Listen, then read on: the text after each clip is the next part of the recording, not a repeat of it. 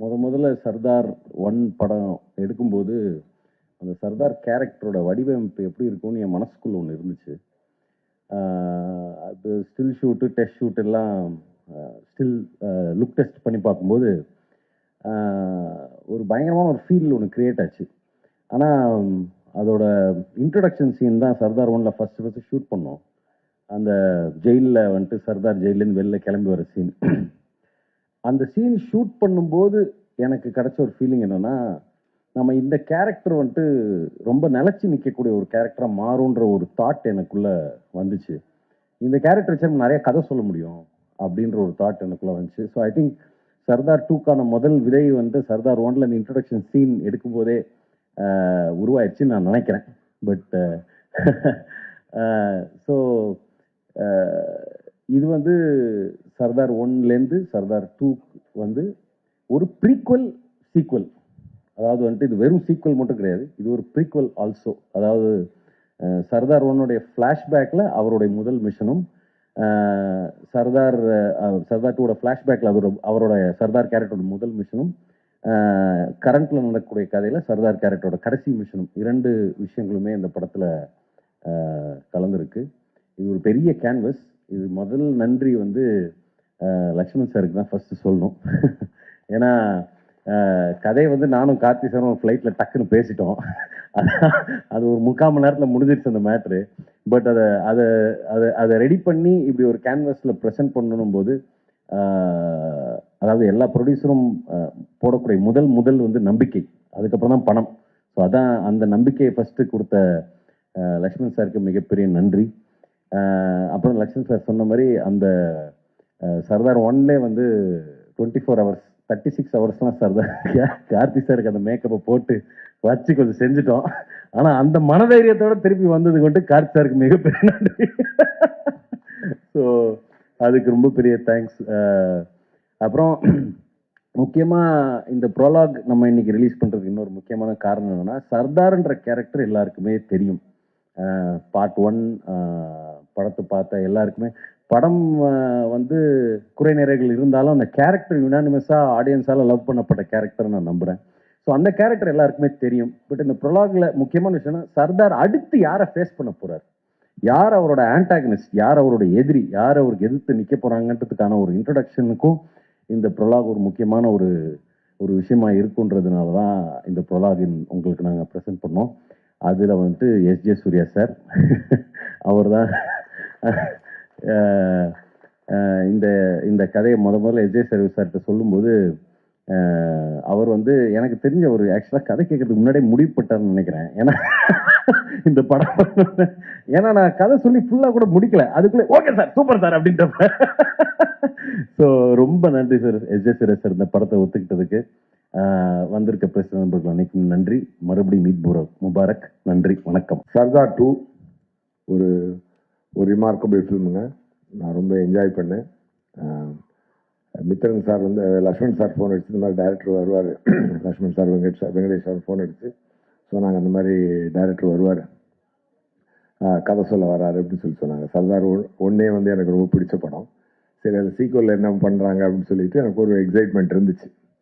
So Mithran sir வந்து narration கொடுத்தாரு, ரொம்ப ஹாப்பி ஆகிட்டேன் நான். ஸோ அதான் மித்ரன் சார் சொன்ன மாதிரி உடனே நான் ஒத்துக்கிட்டேன்னா, வெரி சேலஞ்சிங்கான ஒரு ரோலாக அது இருந்துச்சு.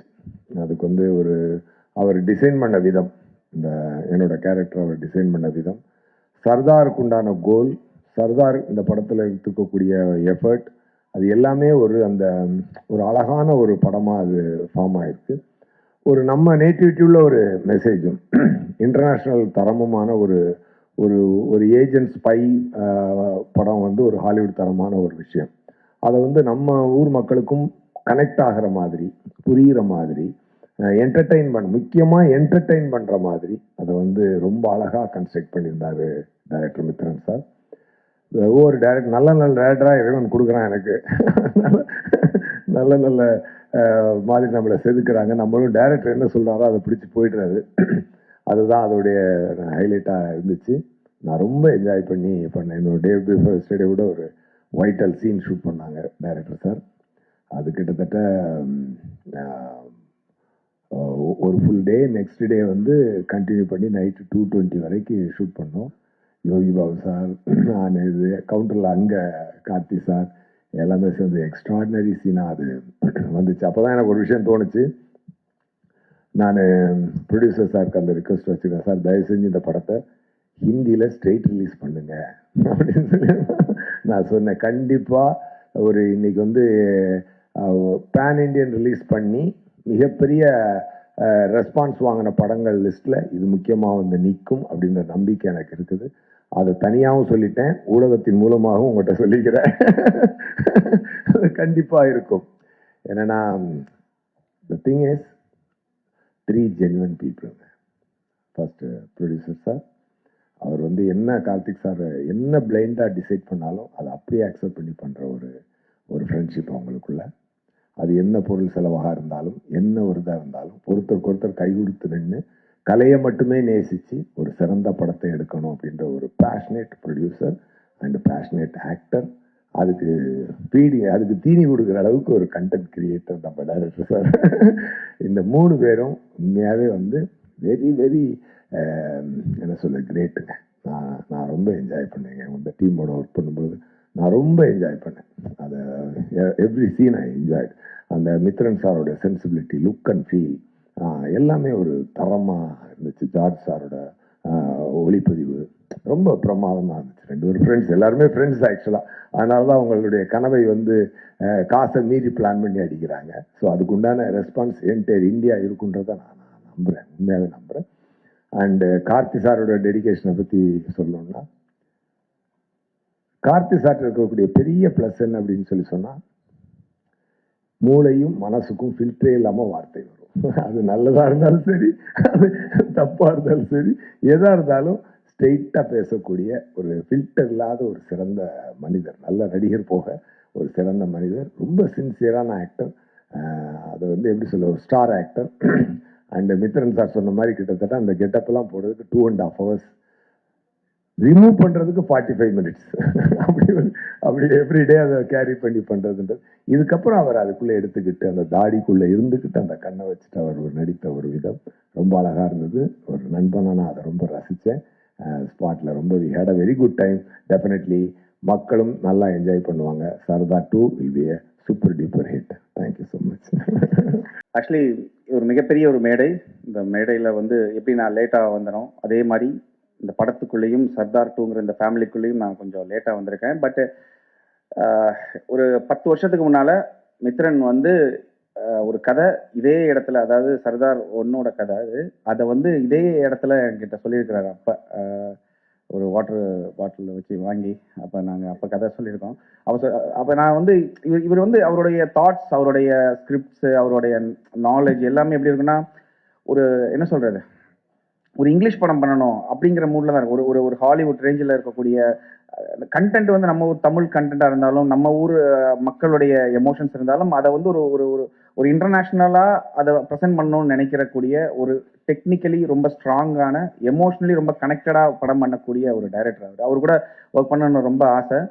ஸோ அது நிறைவேறி இருக்கு கடைசியாக, அப்படிங்கிறது எனக்கு ரொம்ப சந்தோஷம். எனக்கு ஒரு ஸ்பை த்ரில்லர் அப்படிங்கும்போது எனக்கு வந்து என்ன சொல்கிறது, அது இப்போ திடீர்னு தூக்கத்தில் எழுந்திரிச்சு என்னை பண்ண சொன்னாலும் எனக்கு பண்ணக்கூடிய ஒரு கான்ஃபிடென்ட் இருக்கக்கூடிய ஒரு ஒரு ஒரு ஒரு ஒரு ஒரு கிரவுண்ட் இது ஆக்சுவலி. எனக்கு அதனால இது ரொம்ப பிடிக்கும் நார்மலி. ஸோ இந்த படம் எனக்கு கிடைச்சதுங்கிறது என்னுடைய திறமையை இன்னும் ஏதாச்சும் காமிக்க முடியுமேன்னு காமிக்கிறதுக்கு கிடைச்ச ஒரு மேடையாக நான் இந்த சர்தார் 2 நான் பார்க்குறேன். கார்த்தி சார், நான் கைதிக்கு அப்புறம் பண்ணக்கூடிய படம் கார்த்தி சார் கூட. எனக்கு எப்பயுமே அவரோட இன்புட் எனக்கு ரொம்ப பிடிக்கும் ஆக்சுவலி. ரொம்ப ரொம்ப ஜெனியூனா கரெக்டாக வேற லெவலில் இருக்கும். அதனால என்னன்னா, அவர் ஏதாவது சொன்னால் நல்லா இருக்குமேன்னு தோணக்கூடிய ஒரு ஆக்டர் அவர் ஆக்சுவலி. ஏன்னா அவர் ஆக்டரா மட்டுமே யோசிக்க மாட்டார். அவர் ஒரு டைரக்டராகவும் ஒரு ஆடியன்ஸாவே யோசிப்பார். ஸோ எனக்கு அவர்கிட்ட இருந்து கிடைக்கக்கூடிய இன்புட்டும் சரி ரொம்ப நல்லா இருக்கும். அவர் கூட நான் ஒர்க் பண்றது 2வது படம் ரொம்ப ரொம்ப சந்தோஷமா நான் இருக்கிறேன். எஸ்.ஜே. சூர்யா சார் கூடயும் நடிப்பு அரக்கன் அப்படின்னு.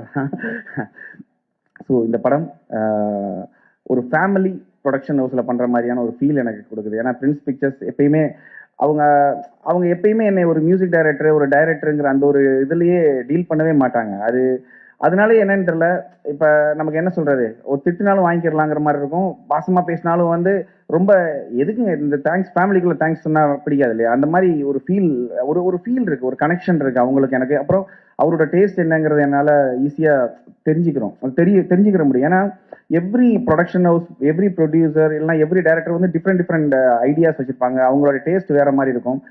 பட் அது எல்லாமே சில டைம் ஒர்க் ஆகும், சில டைம் ஒர்க் ஆகாது, சில டைம் ப்ராப்ளம்ஸா கிரியேட் ஆகும். பட் இவங்க கூட எனக்கு அப்படி கிடையாது. நான் டிஃப்ரெண்ட் ஜேர்னல்ல இவங்க கூட படம் பண்ணியிருக்கிறேன். பட் எல்லாத்துக்குமே அவங்களுக்கு நமக்குள்ள ஒரு ரேப்போ இருக்கு, அது ஒர்க் ஆகுது. ஸோ அது கண்டினியூஸா ஒர்க் ஆகுதுங்கிறது எனக்கு ரொம்ப சந்தோஷம். சர்தார் டூவுக்கு நிறைய பிளான் பண்றோம், நிறைய மியூசிக்கலி ஏதாச்சும் பண்ணணும் அப்படிங்கிற ஒரு ஆர்வமும் ஒரு ஒரு வெறியும் இது கன்ஃபார்மா இருக்குது. அது கன்ஃபார்மா உங்களுக்கு எல்லாருக்கும் பிடிக்கிற மாதிரி பண்ணுவேங்கிற ஒரு நம்பிக்கை இருக்கு. ஸோ இந்த படத்துக்குள்ள வந்தது நான் ரொம்ப சந்தோஷமா, நான் இது ஆக்சுவலி என்னோட ஈவெண்ட்டை நான் லைட்டா எடுத்துக்கிறேன். ஏன்னா சாம் வந்து இந்த படத்துக்குள்ள வந்துட்டாரு அப்படிங்கிற மாதிரி. ஏன்னா எனக்கு அவ்வளோ பெருமையா இருக்கு, நான் இதை வந்து வேற மாதிரி சொல்லலை, ஒரு ரொம்ப பெருமையா இருக்கு இந்த மாதிரி ஒரு நல்ல ஸ்கிரிப்ட்ல நல்ல ஒரு மூவியில் நான் வந்து ஜாயின் பண்றது. ஸோ ரொம்ப ரொம்ப பாசிட்டிவா, ரொம்ப ஒரு சந்தோஷமான ஒரு இதை நான் எடுத்துக்கிறேன். எல்லாருக்குமே ரொம்ப தேங்க்யூ. சர்தார் அந்த பேர் வச்சதுலேருந்தே அந்த படத்து மேலே எனக்கு ஒரு தனியான ஒரு அஃபெக்ஷன் உண்டு. ஒரு இன்னசென்ட்டான கிராமத்தில் ஒரு நாடக நடிகன், அவனை ட்ரெயின் பண்ணி அவன் ஒரு ஸ்பை ஆக்கி ஒரு பெரிய பெரிய ப்ராஜெக்ட்ஸ் பண்ணியிருக்காங்க. அது ஏற்கனவே நம்ம ஹிஸ்ட்ரியில் நடந்தது, அதை இன்ஸ்பிரேஷனாக எடுத்துகிட்டு பண்ணியிருந்தாரு. ஸோ அந்த கேரக்டருக்குள்ள அவ்வளோ ஷேட்ஸ் இருக்கும், அவ்வளோ இன்னசென்ஸ் இருக்கும். மக்களுக்கு ஒன்றுனா உடனே ஓடி போய் நிற்கிற ஒரு விஷயம் இருக்கும். எந்த விஷயத்த வேணாலும் ரிஸ்க் எடுக்க தயாராக இருப்பார், எதை வேணால் இழக்க தயாராக இருக்கணும். சுயத்தை, தன்னுடைய எல்லாத்தையும் இழந்து உன்னை ப்ரொடெக்ட் பண்ணணும் அப்படிங்கிறது எல்லாராலையும் பண்ணிட முடியாது. ஆனால் அப்படி பண்ணக்கூடிய ஒரு கேரக்டர். இன்ஃபேக்ட் பத்திரிகை நண்பர்கள் எழுதுனது, முதல் தடவையாக ஒரு ஏஜென்ட்டு பர்சனல் வார் இல்லாமல் பொதுமக்கள் பொது நலனுக்காக வந்து சண்டை போடுற ஒரு ஹீரோ ஃபர்ஸ்ட் டைம் ஒரு ஏஜென்ட்டாக பார்க்கலன்னு சொல்லி எழுதியிருந்தாங்க. எனக்கு ரொம்ப சந்தோஷமா இருந்தது அதை நோட்டீஸ் பண்ணி சொல்லியிருக்கும் போது. ஸோ அப்படி ஒரு கேரக்டர், அந்த கேரக்டர் திரும்பி வந்தால் நல்லா இருக்கும். பட் திரும்பி வரும்போது என்ன பர்பஸ், என்ன இருக்க போகுது, மித்ரன்னாலே என்ன அடுத்தது என்ன சொல்லி பயமுறுத்த போறாருன்னு எல்லாரும் கேட்கறாங்க. அவர் ஃபர்ஸ்ட் படத்துல வந்து கையில மொபைல் போன் மெசேஜ் வந்தாலே பக்குன்னு இருக்கும், அதுக்கப்புறம் வாட்டர் பாட்டில பார்த்தா பயமா இருக்கும். அப்படி இந்த படத்துல என்ன பயம் இருக்குன்னா அதை விட பயமான ஒரு விஷயம் வச்சிருக்காரு.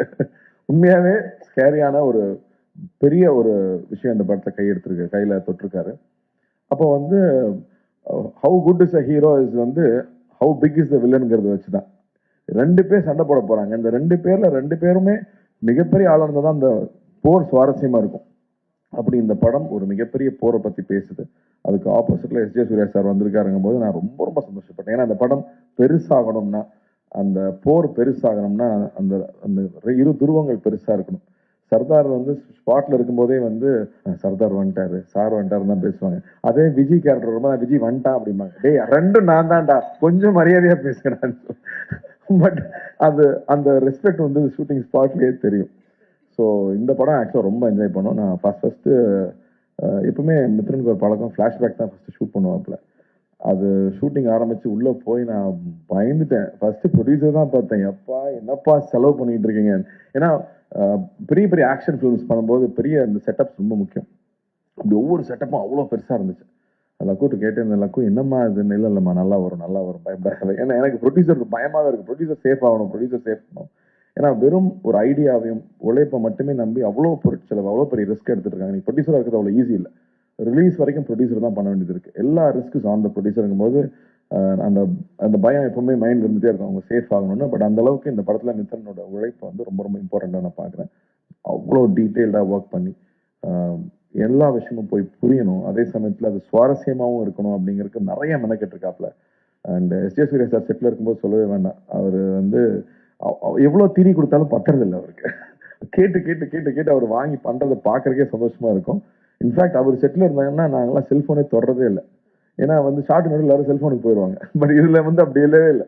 அவர்கிட்ட அவ்வளோ விஷயங்கள் ஷேர் பண்ணிக்கிறக்கும், பேசிக்கிறக்கும், தெரிஞ்சுக்கிறக்கும் அவ்வளோ இருக்கும். ஸோ இந்த எக்ஸ்பீரியன்ஸாகவே இந்த படம் ரொம்ப இன்ட்ரெஸ்டிங்காக போயிட்டு இருக்கு. இந்த இவெண்ட்டுக்கும் அந்த காரணம் தான். இந்த எவ்வளோ பெரிய படம், இதுக்கு பிறகு எவ்வளோ பெரிய உழைப்பு இருக்குங்கிறது முதல்ல உங்ககிட்ட சொல்லணும்னு ஆசைப்பட்டோம். ஏன்னா நீங்கள் தான் ஆரம்பத்துலேருந்து அந்த அந்த அந்த குழந்தைய வந்து ரிலீஸ் வரைக்கும் கூட்டிகிட்டு போகிறது நீங்கள் தான்.